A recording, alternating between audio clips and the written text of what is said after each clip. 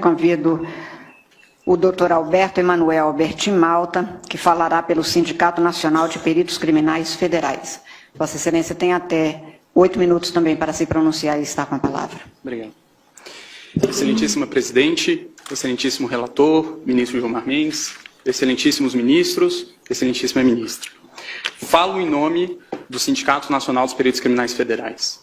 A pertinência temática de nossa intervenção vem da Resolução 23.550, editada pelo TSE, que indica quais são as instituições competentes a participar do processo antecipado de fiscalização e auditoria dos programas de computador que compõem a urna. Dentre essas instituições está o Supremo Tribunal Federal e também está o Departamento de Polícia Federal, dentro do qual os peritos criminais federais com especialização em informática são aqueles que têm habilidade para interferir. E o fizeram. Participaram do teste público de segurança do sistema eletrônico de votação. Teste esse que foi composto, talvez, pelos maiores nomes da computação do Brasil. E o resultado foi que esses profissionais conseguiram, sim, encontrar diversos vícios, diversas falhas no sistema eletrônico de votação. A título de exemplo, conseguiram esses profissionais fazerem ataques ao sistema de inicialização da urna. Conseguiram gerar um boletim de urna falso. Conseguiram também obter a chave criptográfica da urna. Conseguiram ainda, e o que é mais grave, recuperar a ordem do RDV, que é o Registro Digital do Voto, e é o que garante o sigilo do voto. E, portanto, conseguiram identificar qual era o primeiro, o segundo, o terceiro voto de cada um dos eleitores. Senhor presidente, o senhor me permite?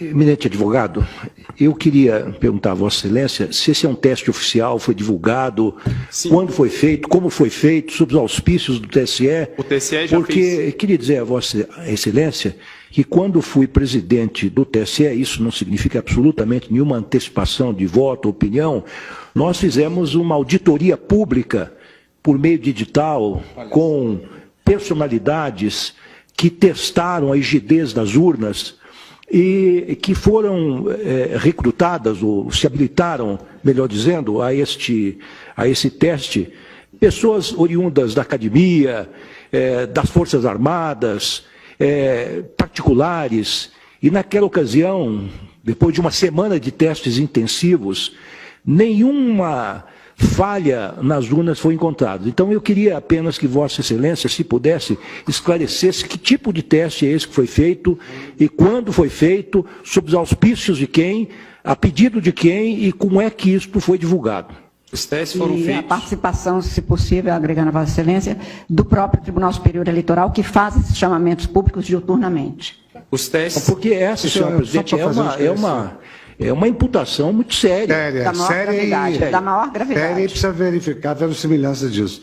Eu estou impedido, senhor presidente, que eu formulei um pedido nas informações, mas eu queria apenas esclarecer que há menos de um mês foi realizado o último teste. Isso, todos os processos eleitorais são feitos. Eu queria saber se foi nesse teste. Teste de 2017 e de 2016. Ah, sim. Agora, principalmente foi encontrado pelo... tribuna é um dever do advogado. Pelo grupo G4, que é o grupo do advogado Peixinho, do perito Peixinho, pelo grupo também do professor Diego Aranha, da Unicamp, e também pelo grupo do professor Dourado Rezende. Okay? Se o relatório do TSE... Para deixar isso claro, o TSE, com licença do advogado, o TSE, a rigor, sempre fez esses testes. Todos os chamamentos são feitos. E isso está, inclusive, nos atos normativos que balizam toda essa questão. E houve, de fato, e o tribunal sempre chamou, na verdade, chama os melhores hackers, os melhores peritos, para fazerem esse teste, em nome da segurança do sistema. E depois faz o reteste, de modo que isto, neste caso, inclusive, o tribunal reconheceu o trabalho do professor Diego Aranha, que conseguiu progresso, mostrou falhas e depois houve a reprogramação. De modo que isso é absolutamente normal e só mostra a seriedade com que o TSE tem-se havido nesse tipo de matéria. É absolutamente rotineiro isso que se faz. Mas, só para efeito de... Zé, é que Eu essa é uma agradeço afirmação até que está sendo feita da tribuna é muito séria. o questionamento do realmente. ministro Lewandowski, exatamente porque talvez as pessoas não saibam que estes testes são feitos a cada período, publicamente, com chamamento público e dado a público, inclusive, todas as informações relativas, mas Vossa Excelência continue e eu darei o interregno do questionamento. Obrigado, e apenas em resposta ao questionamento, o relatório a que me refiro é o relatório mencionado pelo ministro Gilmar Mendes e que está disponível no site do TSE. A minha indagação, o último reteste feito é de 2018, esses dados? 2017. 2017. 2016, 2009, 10, 16 e 17. Mas, a despeito de tudo isso, os peritos criminais não estão aqui para um retrocesso. Os peritos criminais reconhecem, com certeza, os grandes avanços que foram conquistados pela urna eletrônica. E é bom que fique bastante claro que a impressão do registro de voto não é um adeus ao voto eletrônico. O voto eletrônico permanece sendo um voto eletrônico, apenas com mais um mecanismo de auditoria. E aí é importante trazer quais são os 3 principais pontos que são indicados como as auditorias possíveis e viáveis em uma situação como essa. Indica os técnicos responsáveis pela elaboração do sistema que o RDV seria o registro digital do voto, seria um mecanismo para se apurar, se embaralhar os votos e se apurar a quantidade de votos. É bem verdade, mas esse sistema, o RDV, apenas permite apurar se foi adicionado ou excluído algum voto, e não se o voto foi registrado devidamente como o eleitor confirmou no momento que apertou o botão. O boletim de urna, do mesmo modo, ele permite sim uma auditoria, mas ele permite a auditoria da conferência conquistada escrito no boletim de urna com os resultados que foram apresentados no site do Tribunal Superior Eleitoral. Mas ele não permite, novamente, se verificar se o voto foi registrado de maneira adequada. E, por fim, a votação paralela, que resolveria essa situação que apresento, que seria o ato de se pegar algumas urnas no dia da eleição e fazer a simulação de uma votação para se verificar se a urna registrou adequadamente os votos. Elas, segundo informações do professor Pedro Dourado Rezende, na audiência pública realizada no Congresso Nacional, não seriam suficientes para isso, porque qualquer programador, com pouco tempo e poucas linhas no código-fonte, conseguiria programar o sistema para que ele identificasse que o registro biométrico está sendo dispensado com um percentual acima do normal e para que, portanto, os vícios não surgissem nesse teste. Então, o professor, não vou ler por conta dos 8 minutos que me foram limitados, qual é o posicionamento do professor. E indica ainda o professor Diego Aranha, que existe ainda a possibilidade de fraude interna.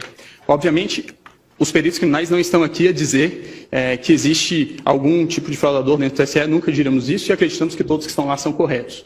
Mas o que está a se dizer aqui é que a democracia de um país não pode estar sujeita ao controle de alguns poucos técnicos que têm acesso ao código-fonte e também às chaves criptográficas. É necessário haver um controle do controlador. Garantir a auditoria ao próprio sistema eletrônico que se pretende ver se está sendo fraudado ou não, é garantir ao fraudador fraudar a própria auditoria.